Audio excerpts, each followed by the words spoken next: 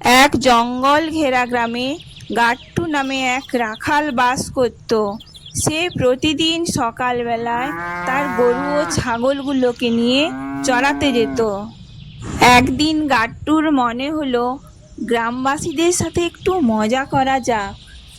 সে মজার ছলে চিৎকার করতে লাগলো, গরুর পালে বাঘ পড়েছে গো, বাঘ বাঘ, আমাদের কেউ বাঁচাও।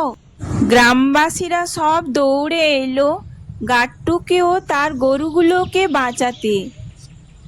এসে দেখে গাট্টু দিব্যি আছে আর তাদেরকে দেখে হাসছে, হা হা হা হা হা।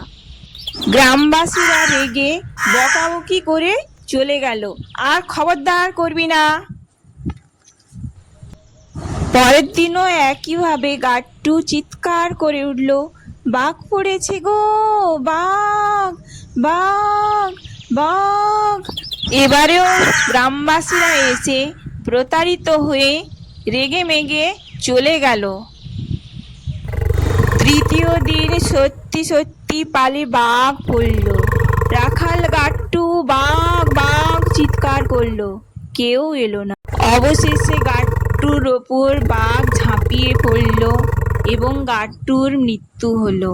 মিথ্যার পরিণামে গাট্টুর মৃত্যু হলো।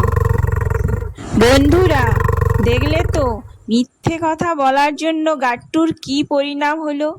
তাই মিথ্যে বলতে নেই বাবা।